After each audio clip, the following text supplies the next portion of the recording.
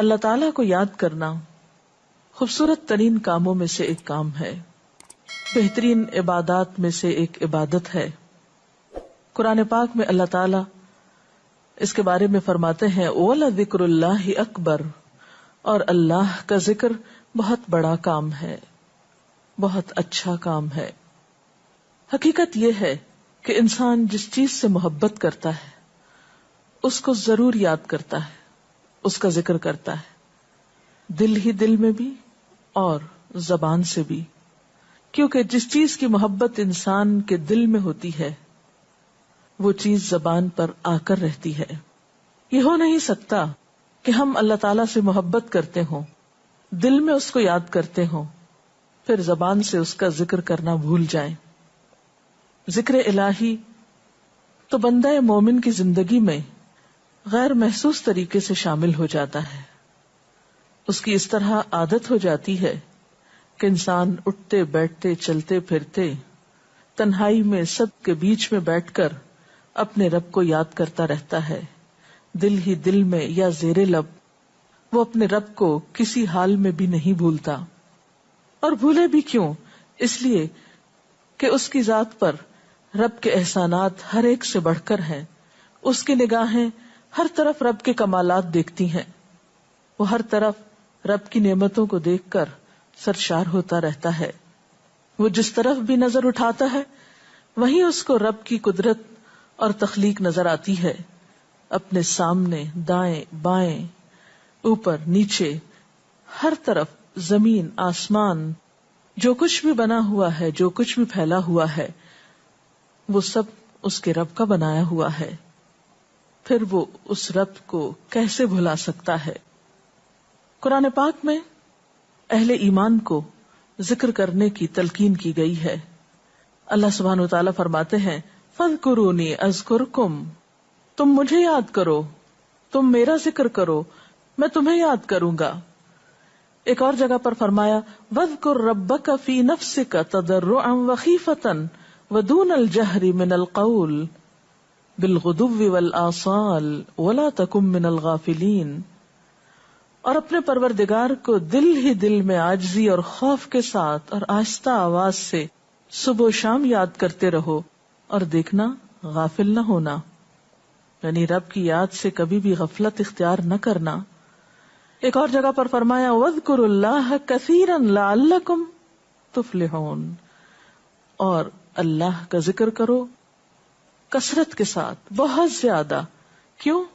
لعلکم تفلحون، تاکہ تم فلاح پاؤ، کامیاب ہو جاؤ۔ اس سے پتہ چلتا ہے کہ اللہ تعالیٰ کو یاد کرنا کامیابی کی علامت ہے، اللہ کے ذکر میں کامیابی کی ضمانت ہے۔ مومن مردوں اور عورتوں کی صفت قرآن پاک میں یہی بیان کی گئی ہے کہ وہ بہت زیادہ اللہ کا ذکر کرنے والے ہوتے ہیں۔ سورۃ الاحزاب میں آتا ہے وَالذَّاكِرِينَ اللَّهَ كَثِيرًا وَالذَّاكِرَاتِ، اور اللہ کا ذکر کرنے والے مرد اور اللہ کا ذکر کرنے والی عورتیں جو کثرت سے اللہ کا ذکر کرتی ہیں۔ کثیرن اعد اللہ لہم مغفرۃ واجرا عظیما، اللہ نے ان کے لیے بخشش اور بہت بڑے اجر کا وعدہ کر رکھا ہے۔ اور پھر یہ کہ ذکر کرنے کے لیے کوئی خاص وقت مقرر نہیں، انسان ہر حال میں ذکر کر سکتا ہے، ہر وقت میں ذکر کر سکتا ہے۔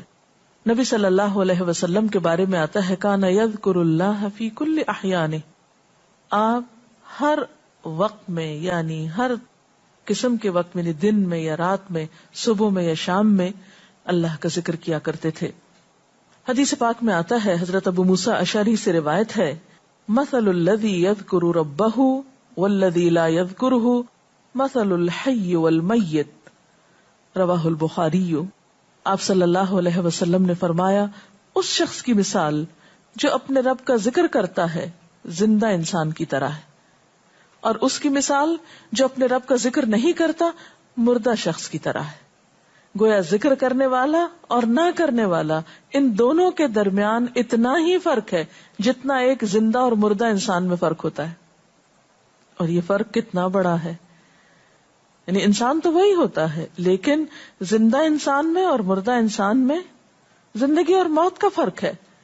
بالکل اسی طرح جو شخص اپنے رب کو یاد کرتا ہے، اس کا ذکر کرتا ہے، اس کے اندر ایک زندگی ہے، اس کے اندر ایک خاص خوشی ہوتی ہے، اطمینان ہوتا ہے، اور وہ جو نہیں کرتا اس کا دل مردہ ہوتا ہے، اس کے اندر زندگی کی کوئی امنگ نہیں ہوتی.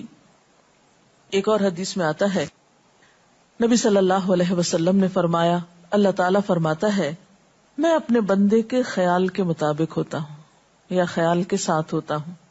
جو خیال وہ میرے بارے میں رکھتا ہے میں اسی کے مطابق اس کے ساتھ معاملہ کرتا ہوں، اور میں اس کے ساتھ ہوتا ہوں جب وہ مجھے یاد کرتا ہے. گویا ذکر کرنے والے اللہ کی مدد کے مستحق ہوتے ہیں، یعنی اللہ ایسے بندوں کے ساتھ ہوتا ہے جو ذکر کرتے رہتے ہیں. اگر وہ مجھ کو اپنے دل میں یاد کرتا ہے تو میں بھی اس کو اپنے دل میں یاد کرتا ہوں، اور اگر وہ مجھے کسی جماعت میں بیٹھ کے یعنی کسی گروپ میں یعنی پبلک میں بیٹھ کے یاد کرتا ہے تو میں اس کو اس سے بہتر جماعت میں یاد کرتا ہوں، یعنی فرشتوں کی جماعت میں یاد کرتا ہوں. تو گویا فاذکرونی اذکرکم، تم مجھے یاد رکھو میں تمہیں یاد رکھوں گا. تو جو شخص بھی یہ چاہتا ہو کہ اللہ تعالیٰ اس کو یاد رکھے، اس کی مشکل میں اس کی مدد کرے، تو اس کے لیے کیا ضروری ہے کہ پھر وہ ذکر کرتا رہے. اور ذکر تمام عبادات کو خوبصورت بناتا ہے. مثلا روزہ رکھنا ایک عبادت ہے، لیکن جس روزے میں ذکر الہی ہو اس کا اجر و ثواب کئی گنا بڑھ جائے گا. حج ایک عبادت ہے بذات خود، حج کا سفر ایک عبادت ہے، لیکن اس سفر میں انسان اگر ذکر الہی کرتا رہے تو اسی حج کا ثواب کئی گنا بڑھ جائے گا. اور نماز تو سراسر ہے ہی اللہ کی یاد کا نام. اقم الصلاۃ لذکری، نماز قائم کرو میری یاد کے لیے. اللہ کے ذکر کا بہترین طریقہ ہے. ایک اور موقع پر آپ صلی اللہ علیہ وسلم سے جب یہ پوچھا گیا کہ سب سے اچھی نماز کس کی، سب سے اچھا روزہ کس کا، سب سے اچھا حج کس کا، سب سے اچھا مجاہد کون، تو آپ صلی اللہ علیہ وسلم نے ہر بار یہی جواب دیا کہ جو اپنے ان کاموں میں ذکر الہی کثرت کے ساتھ کرے. اور ذکر کرنے والے ہر میدان میں آگے نکل جاتے ہیں. حدیث پاک میں آتا ہے نبی صلی اللہ علیہ وسلم نے فرمایا مفردون سبقت لے گئے. لوگوں نے پوچھا کہ یہ مفردون کون ہے؟ فرمایا وہ مرد جو کثرت کے ساتھ اللہ کا ذکر کرتے ہیں اور وہ عورتیں جو کثرت کے ساتھ اللہ کو یاد کرتی ہیں. اور یہاں آپ نوٹ کر رہے ہیں خاص طور پر مردوں کے ساتھ ساتھ عورتوں کا ذکر بھی ملتا ہے. حضرت عبداللہ بن بصر فرماتے ہیں کہ ایک شخص نے عرض کیا یا رسول اللہ صلی اللہ علیہ وسلم، بے شک اسلام کے احکام مجھ پر بہت ہیں، یعنی ذمہ داریاں بہت ہیں، کرنے کے کام بہت ہیں. آپ مجھے کوئی ایسی بات بتائیں جسے میں اپنے لیے لازم کر لوں، یعنی میرے لیے آسان ہو اور میں پابندی سے کر سکوں. تو آپ صلی اللہ علیہ وسلم نے فرمایا لا یزال لسانک رطبا من ذکر اللہ، کہ ایک چیز پابندی سے پکڑ لو، اور وہ کیا کہ تیری زبان ہمیشہ اللہ کے ذکر سے تر رہے، ہر دم اللہ کو یاد کرتے رہو. اور یہ حقیقت ہے کہ انسان کوئی بھی کام کر رہا ہو، مثلا خواتین کھانا پکا رہی ہیں، گھر صاف کر رہی ہیں، واک کر رہی ہیں، کوئی بھی کام کر رہی ہیں اس طرح کا، تو اس میں ساتھ ساتھ اللہ کی یاد کرتی رہیں. سبحان اللہ، الحمدللہ، اللہ اکبر، استغفر اللہ، لا الہ الا اللہ، ان اذکار کا ورد کرتے رہیں، تو اس میں کام بھی ہوتا رہے گا اور اس کے ساتھ ساتھ اللہ کی یاد بھی ہوتی رہے گی. خصوصی طور پر 2 کلمات ایسے ہیں جن کے بارے میں بہترین اجر کی خوشخبری سنائی گئی. آپ صلی اللہ علیہ وسلم نے فرمایا کلمتان، 2 کلمات ایسے ہیں خفیفتان علی اللسان، جو زبان پہ بہت ہلکے ہیں، یعنی پڑھنے میں کچھ مشکل نہیں. ثقیلتان فی المیزان، میزان میں بہت بھاری ہیں. حبیبتان الی الرحمن، رحمان کو بہت محبوب ہیں. اور وہ کیا ہیں؟ سبحان اللہ و بحمدہ، سبحان اللہ العظیم. چلتے پھرتے، اٹھتے بیٹھتے، کام کاج کرتے، تسبیح پڑھتے رہنا، ذکر کرتے رہنا انسان کے دل کو جہاں اطمینان بخشتا ہے وہاں اس کے کام کو آسان بھی کر دیتا ہے اور اللہ کی مدد بھی ساتھ ہوتی ہے. اور قرآن پاک میں ایسے لوگوں کے لیے خوشخبری ہے، الا بذکر اللہ تطمئن القلوب، سنو اللہ کے ذکر سے دلوں کو اطمینان ہوتا ہے. اور ویسے بھی میزان میں بہت بھاری نیکی ہے.